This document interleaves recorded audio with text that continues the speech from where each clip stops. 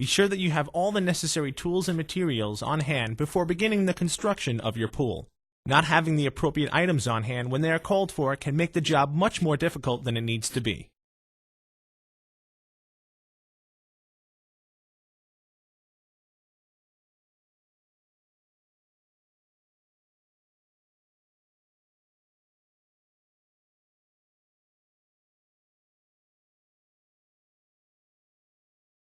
Go through the hardware packs and separate the different kinds of hardware. This will make it easier to find the necessary hardware when you need it, and to help you become more familiar with the different types of hardware you will be using in the assembly of your pool.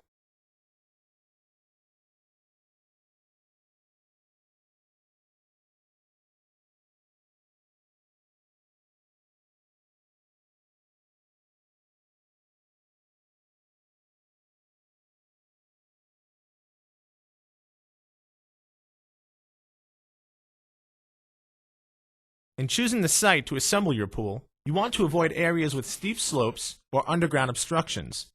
You also must be sure that the site you choose complies with all state and local codes. A transit is the easiest and most precise way to tell you how level your site is. Transits are easy to use and can be rented at most local equipment rental outlets. If you do not have access to a transit, a long straight board with a carpenter's level will do the job.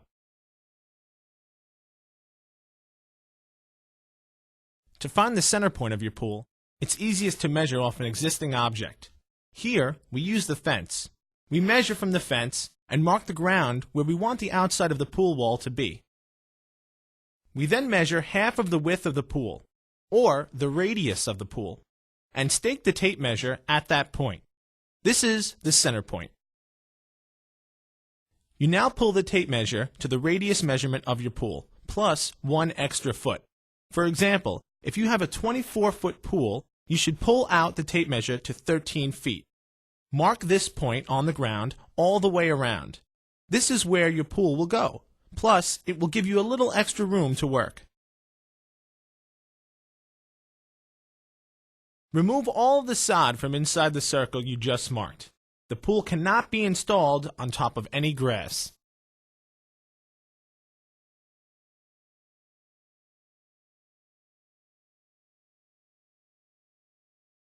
A great tool for removing sod quickly and neatly is called a sod cutter.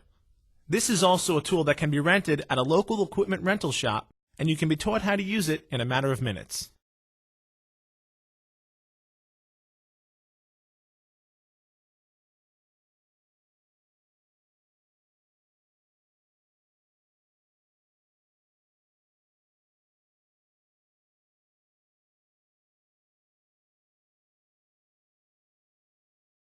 Once you've pulled up the majority of the sod, you should rake the area clean. You not only want to get the remaining sod, but also any roots, rocks, or any other debris you may come across.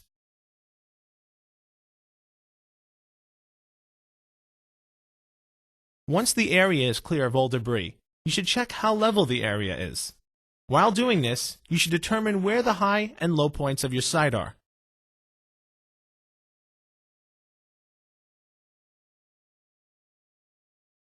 Dig away the high spots so that they are at the same level as the low areas. Using a rototiller to soften the ground where you are going to dig will make this task a lot easier. It is important that you dig down the high areas and do not build up the low areas. Building up the low areas will cause the pool to settle and possibly cause major problems down the road.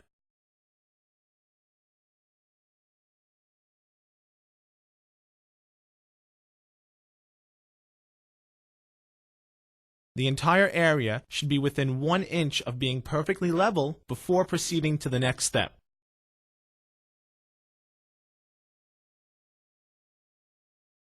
There are a few different kinds of bottom plates that we use. The most common is the metal bottom plate. Some pools use a resin bottom plate. Here is an example. Others will use a resin bottom cuff. Here is an example. Pictured here are a stabilizer rail, a resin bottom rail, and a metal bottom rail. Notice the bottom rails are larger than the stabilizer. The bottom rails are also straight cut on both ends, never crimped like the stabilizers are. The stabilizers have a male and female end, so they are only crimped on one side. They are also the smaller of the two kinds of rails. Once you have determined your bottom rails and bottom plates, lay them out around the site. Assemble your bottom track by sliding the bottom rail into the bottom plate up to the dimple on the plate. This is done exactly the same way for pools with resin bottom plates and rails. Resin bottom cuff pools are also done in the same fashion. You should measure the bottom track across in several locations to ensure that the pool is truly round and that it's measuring the correct size. Once you are satisfied, you can stake the ring into position.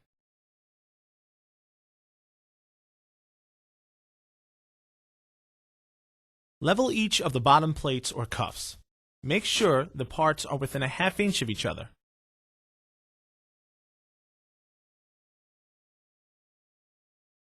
Place a patio block under each of the bottom plates or cuffs. The block should be recessed into the ground so the track is still sitting on solid ground. Make sure the block is level in all directions. Once the block is in, recheck the level of the plate or cuff to make sure it's at the same height as it was before you put the block down. Again, this can be done without a transit. You can use a long straight board and a carpenter's level to do this job.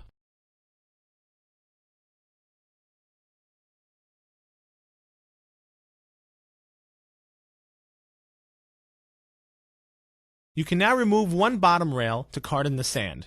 We recommend marking the two connecting bottom plates or cuffs before doing this to ensure that the rail is returned to the proper position after you have carted in the sand.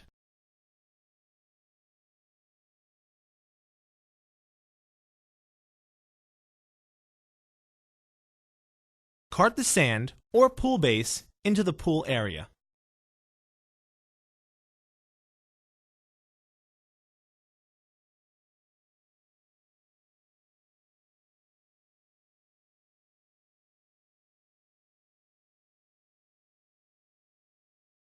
Replace the bottom rail that you took out to allow you to cart in the sand or pool base.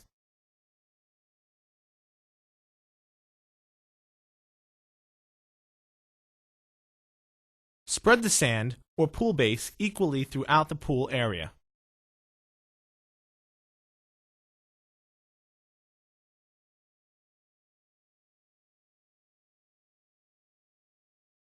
Bring the pool wall into the pool area using a flattened carton to rest it on. Make sure the skimmer cutout is on the top portion of the wall. We recommend using landscaping stakes with C-clamps around the pool area to help hold the wall during the installation. Begin by placing the wall into the track at the center of a bottom plate or cuff. Continue inserting the wall into the track around the pool, clamping it as you go. If the skimmer or return cutout fall over a bottom plate, you will need to move the wall and expose the wall joint to clear them.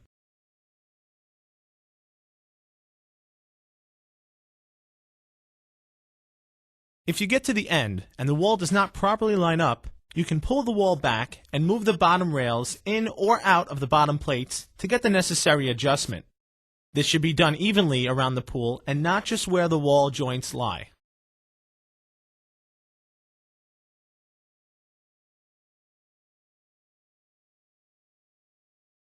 If your pool has a single row of wall bars, they will be pre-attached with rivets.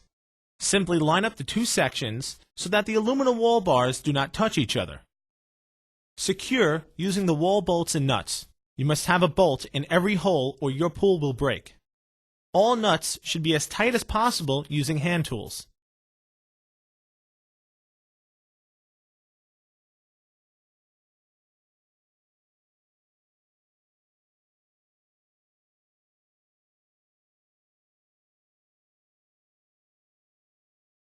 Cover all of the bolt heads inside of your pool using 3 layers of duct tape to protect the liner from edges of the hardware or any burrs created by the screwdriver. With a staggered wall bar system, the wall bars are not pre-attached. Line up the two sections of the wall so they are touching each other.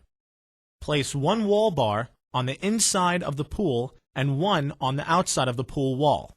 Connect them using the wall bolts and nuts.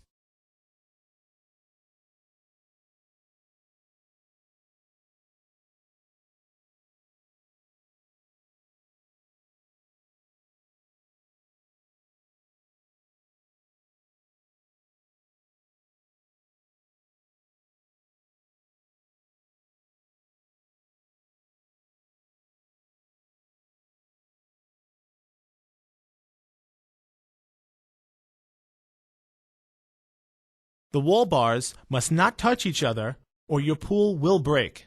All holes must have securely tightened nuts and bolts, and all hardware should be as tight as possible using hand tools. Cover all of the bolt heads inside of your pool using 3 layers of duct tape to protect the liner from edges of the hardware or any burrs created by the screwdriver.